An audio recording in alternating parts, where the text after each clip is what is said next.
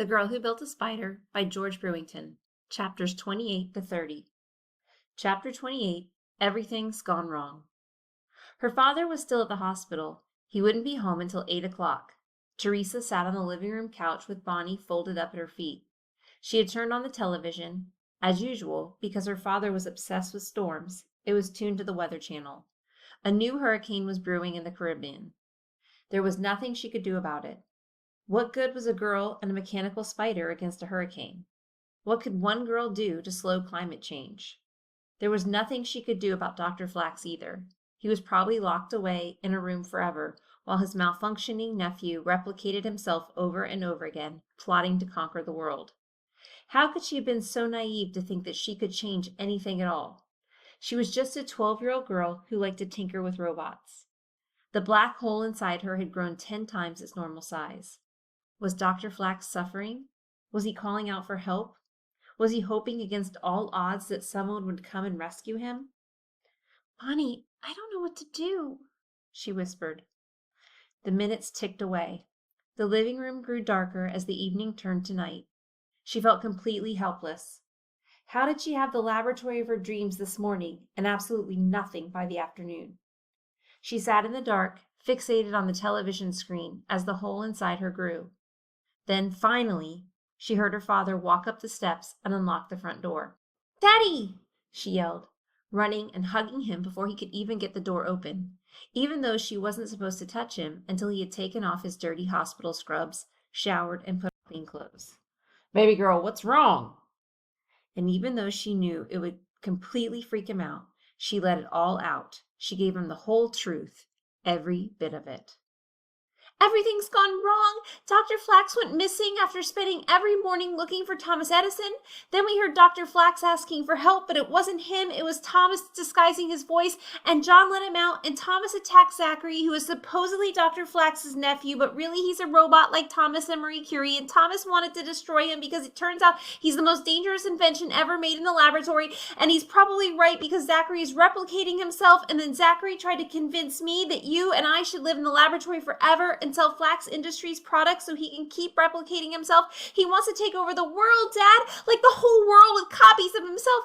But I said no, of course, and then Zachary and his twin chased me until John gummed them up." "Whoa," his father said. "Take a breather." She watched her father's face gradually contort with anger as he processed her maddening, rapid-fire story. "They chased you? These twins you're talking about at the laboratory? They chased you? To hurt you?" There was no holding the dangers of her summer internship now. She could only quietly nod. "I'll kill them," her father whispered. "You can't kill them," Teresa said. "They're not human. They're malfunctioning robots. They're machines." "I'll kill them," her father growled. Then his phone rang. The caller ID said it was Flax Industries. He put the call on speaker. "Good evening. Is this Mr. George Brown?" "Yes, it certainly is. Who is this?" This is Zachary Flax the First, newly installed director of Flax Industries." Her father began breathing heavily, becoming bigger somehow, rage building inside him. "Zachary Flax, you listen to me. You try to hurt my daughter, then you have me to deal with. I'm coming down there. You be outside." Zachary only lightly chuckled on the other end. I'm sure your daughter has painted quite a colorful story of what happened today, but let me assure you that although Miss Teresa has proven herself to be quite a talented mechanical engineer, we have found her prone to mischief and delusion. We, the staff at Flax Industries, all agree that it would be best if she discontinue her work here." Her father started huffing and squeezing the phone. "You have a lot of nerve, buddy. She won't be spending another minute with the likes of you." Then there was a long, horrible pause.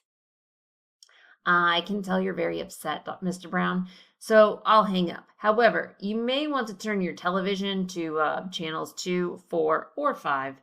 There's a news story on that I think will interest you and your daughter." Then Zachary ended the call. "What kind of monster is he?" her father asked, staring at the phone. "When I see him—" Teresa turned on channel 2. There were the twins in identical black suits, alongside Ashley's proud and smiling parents. And there was Ashley herself, standing as tall as she could behind a bank of microphones. She was glowing with victory. "Thank you all," Ashley said smugly, clearly reading a prepared speech. "I am so very honored to be named the first director of youth projects at Flax Industries. While we are all very concerned about the whereabouts of Dr. Flax, I promise to continue his legacy by bringing unique and helpful products to the people of Charleston and the world. Flax Industries will always be at the forefront of creative solutions to all the world's problems." Then Ashley beamed her most winning smile as the crowd before her erupted into applause. Her parents, and even the two Zacharys, clapped with ecstatic pride. "I can't believe this," Teresa said. "What is she doing?" "I'm calling her father," her dad said as he looked up Mr. Dean's number. But when he called, they both watched Mr. Dean only briefly check his phone before he returned it to his pocket and continued to wave to the crowd. "Dad, her parents are going to listen to you. Look how happy they are. They finally have a daughter in first place." "I'll call the police then." He did call the police. Teresa listened as he explained slowly and carefully that Dr. Flax was being held captive by his twin nephews, two tyrannical robots bent on world domination. Teresa could hear the officer on the other end of the line laughing. Her father put the phone down on the table. He looked as hopeless as she felt. "I don't know what to do. This is madness. It was reckless for me to let you go to that laboratory in the first place." "Stop, Dad," she said. "I'm doing it again," he said, sitting helplessly on the bottom of the stairs. "I'm failing to protect our family." He put his head in his hands, and Teresa felt horribly awful. "Dad, I know you don't want to hear this right now, but we have to find Dr. Flax. You could help me. We could find him together." Her father turned the television back to the Weather Channel, and there again were the angry reds and greens of the brewing hurricane. "I'm glad you're never going back to that laboratory of monsters," he said, his anger slowly subsiding like a receding tide. "No, Dad, you don't understand," she said, but she could feel him turning into concrete, walling them into a safe place, doing what he felt he must. "Dad, please! Dr. Flax needs us." He stood up. He was looking at her without looking at her. "Dr. Flax and his inventions nearly killed my daughter." "Dad," she said one more time.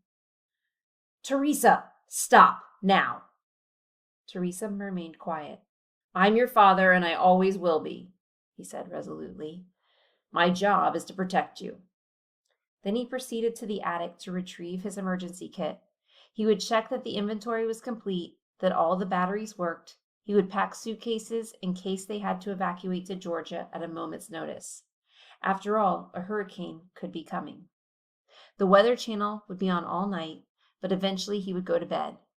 When he finally did, Teresa went to her bedroom and called John, whose house, even so late in the evening, boomed with the screams of wild children. "Did you hear the news?" Teresa asked him. "Yeah, that freakazoid called my mother and told us to watch."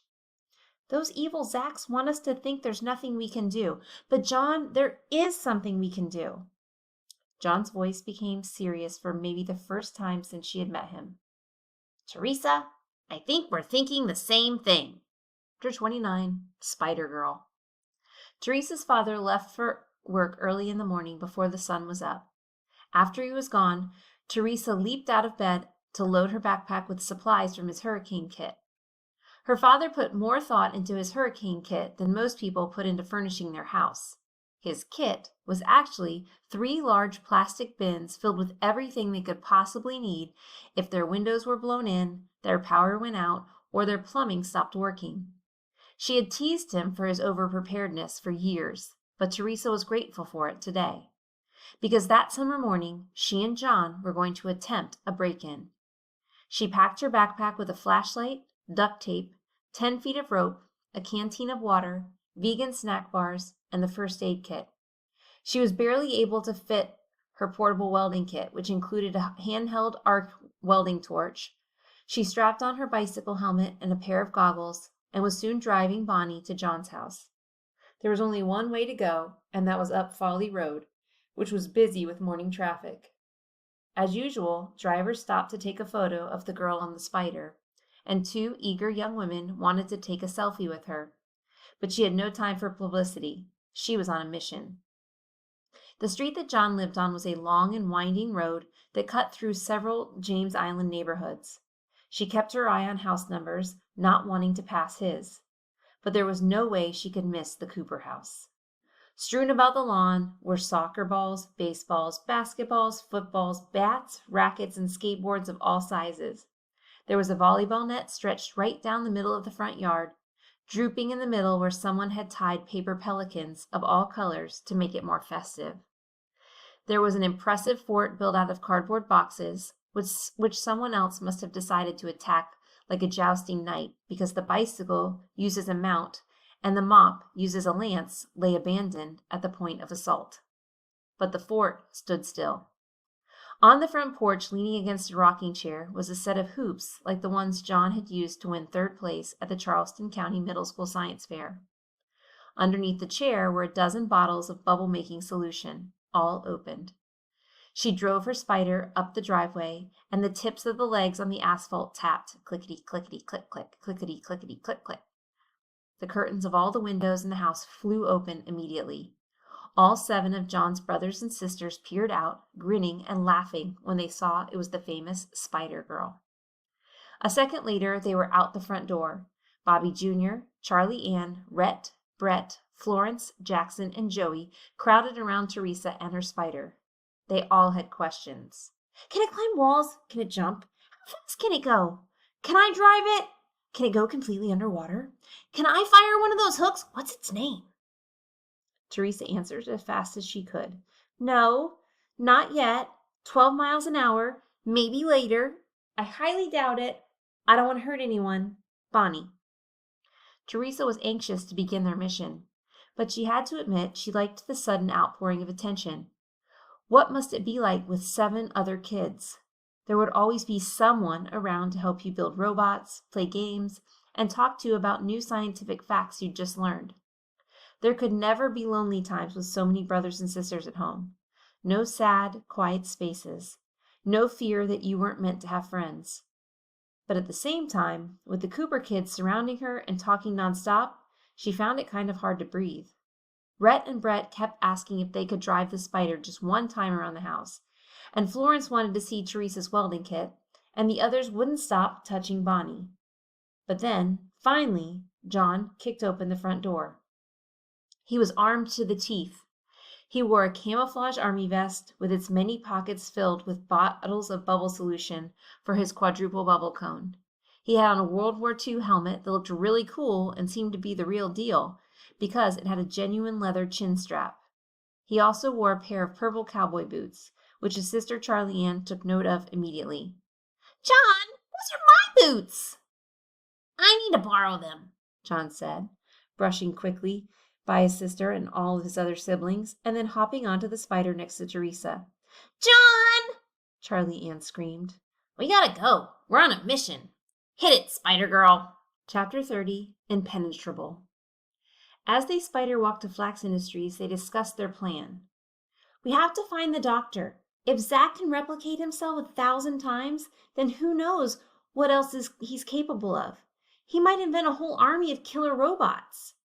1,000 Zacks will make 1,000,000 Zacks, John said. Then we'll all be cutting pineapple. Teresa never wanted to see another pineapple in her life. What if Dr. Flax is dead? John wondered. Why would the Zacks even want to keep him alive? Miss Curie's primary operating program is to protect him, Teresa said as she turned to Bonnie onto Flax Industries' exit. She would do anything to make sure he's safe. So maybe he's okay. Maybe she knows where he is. Unless she's malfunctioning too, John suggested. Teresa hadn't thought of that. Dr. Flax's robotic bees had attacked Ashley because they thought she was a flower. The Purigator had attacked them because it thought they were contaminating the lake. and Zachary had seemed to think he was designed not to help save the planet, but to replicate himself and conquer the planet. Many of the doctor's inventions did seem prone to malfunctioning, and unfortunately, only he would know how to turn off the Zacharys, or at least reprogram them. "All we can do is try to find him," Teresa said. "We have to get to the laboratory back in his control. Otherwise—" "Otherwise what?" Teresa felt sick at the thought of it. "When the twins do feel they no longer need Ashley, they'll toss her aside. They may even kill her." "No!" John gasped. It was the first time Teresa had seen him worry about Ashley at all. When they arrived, Teresa drove Bonnie down the winding path through the pineapple fields toward the main entrance, expecting to be attacked at any time. What would Zachary send after them? Robotic guard dogs? An artificially intelligent garbage compactor with gnashing teeth? Teresa could tell John felt the tension too. He was holding his quadruple bubble cone cocked and ready. His faith in bubbles as protection was much stronger than hers, but at least he had something. Teresa had nothing to rely on but her portable welding torch. But there was no attack. The sun was rising and shining on the pineapple plants. Chickadees chirped pleasantly in the fields. Besides the clickety-clickety-click-click, clickety-clickety-click-click of Bonnie's feet, the buzz of dragonfly wings was the only other noise they heard. Teresa brought her to a stop before the great steel front doors of Flax Industries and looked up. There was no one to greet them or scare them. Then Teresa realized the obvious. "There's no way in without a code to the front door. They know that. This place is locked up tight, as impenetrable as a fortress." John jumped off the spider and kicked at the door. The small thud of his foot barely made an echo. He examined the entry code box. It was much more boring than the rainbow-colored 13-wedge animal combo locks inside. This lock was a standard electronic numerical pad. He hit it with his fist. "Ow!" "Do you really want to draw attention to us?" Teresa said, jumping off Bonnie and grabbing his arm. "You're going to get us killed. We need the element of surprise." John shrugged and walked along the western wall of Flax Industries. He knocked on the wall occasionally, as if that could give him some information. "Maybe there's a sewer we could break into." It was a thought, although Teresa didn't like the idea of wading through a pipe full of human waste. Then she thought of Thomas Edison. How did Thomas get into the drone's room? He had to get in through a secret entrance or something. I wonder if we can find it. John was excited by the idea and plastered himself against the wall. He ran his hands along the surface, searching for inset buttons, invisible levers, anything that might reveal a secret door. "The drone's room is near our laboratories in the western wing," Teresa said. "We have to go to the west a ways." She got on her spider, and John walked along beside her, looking for anything out of the ordinary. "Thomas wears pressurized boots," Teresa said, looking up to the roof, 2 stories high. "Maybe he jumped all the way up there." Although it seemed hard to imagine a little robot like Thomas achieving such altitude. "This mission would be a whole lot easier if we had grenades," John said. "We could just blast our way in. I should have brought grenades." "You don't own any grenades." "You don't know that." "Well, do you own any grenades?" "No," John said sadly. Teresa wondered if they were being watched. They were right out here in the open among the pineapple plants. They kept searching. The sun kept rising, beating down on them. Summer in South Carolina could be awfully hot, and they soon were sweating and frustrated that they couldn't find anything. "I'm trying to remember where Thomas hid himself in this field on the first day, but all these plants look the same." "That one doesn't," John said, pointing to one particular pineapple that shimmered in the distance. "That's a mirage," Teresa said. "The air right above the ground is getting really hot, and the light refracts as it moves through the cold air to the hot air. Don't you know that? You're supposed to be a science whiz."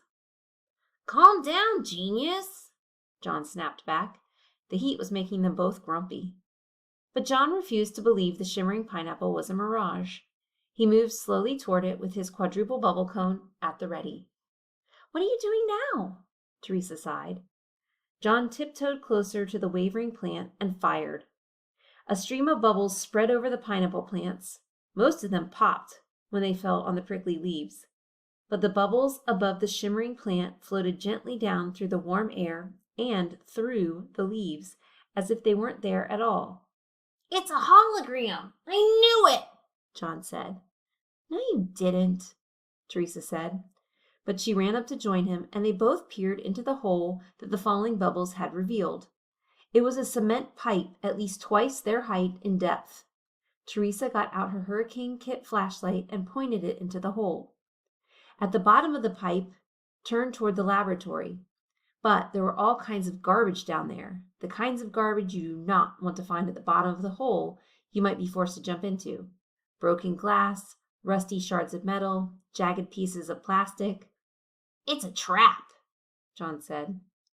Teresa nodded. "I bet the twins did this once they figured out how Thomas got in." John smiled wickedly. "They can't stop us." "Nope," Teresa smiled. "Can your spider fit down this hole?" John asked. "I think so, just barely," Teresa said with a grin. "We can fold her legs in tight against her body, and then I think we can lower her down." She knew the rope from her father's hurricane kit would come in handy.